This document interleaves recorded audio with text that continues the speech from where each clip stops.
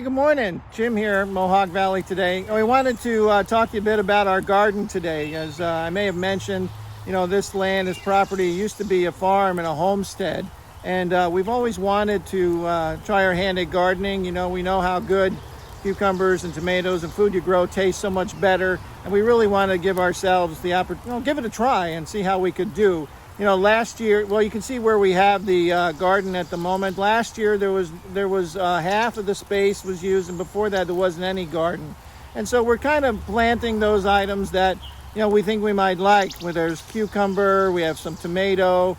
We put in strawberries. The strawberries, the little critters just love them. There's lots of runners. And so we're looking to make this really into a strawberry patch for next year and expand it even more. But we have some sage, we have some basil, we also have experimented dropping in some green onions, and we've done lettuce, a variety of different lettuces in different pots and buckets to try to expand that and give it a try to see how we do. So this is just a bit of a tour of our current garden, and after we show you this, we'll show you what we want to do with our garden and where we want to go with that.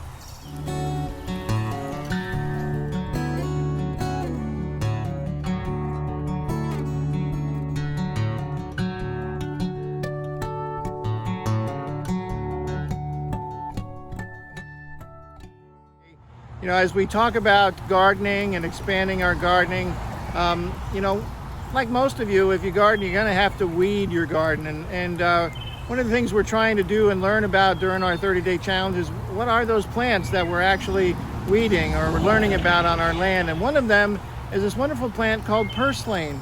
And it kind of looks like this. You've probably seen it in your garden. It gets bigger than that. But it's kind of like a little succulent type plant, and it's really kind of a superfood. And it's really kind of good for you. And so we're going to keep track of these things, very nutrient rich, by the way. So we're going to keep track and learn more about the plants we're finding in our garden and be selective about our weeding or where we have them growing.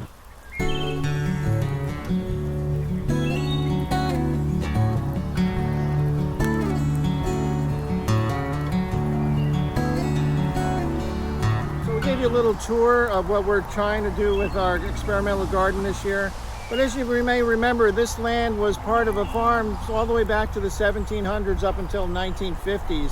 And the residents thereafter had wonderful gardens throughout this part of the land here. And so what we're trying to do is clear out the remaining trees that kind of grew up in the last 50 years or so and be able to put in a nice garden here. At one time, there was the gardens were so big it supported 3 families for each year of this extended family that used to live here. So we're going to continue to work on this, and we'll work on clearing this, and we'll keep showing you our progress, see how we do.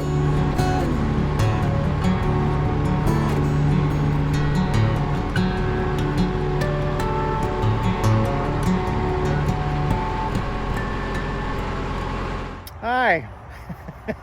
Just kind of getting started. So we're like right here behind the house, and as you can see behind me, this is where the garden used to be many years ago, like I said earlier.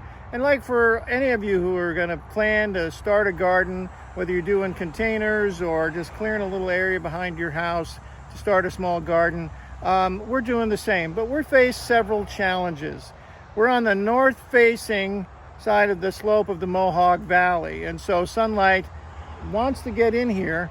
But the second challenge is how overgrown it has become with trees throughout this area. So we're working hard to get ready and to prepare an area for a garden where the sun wants to be for our garden for next year. So we're going to continue to kind of clear the area, get it ready for next year.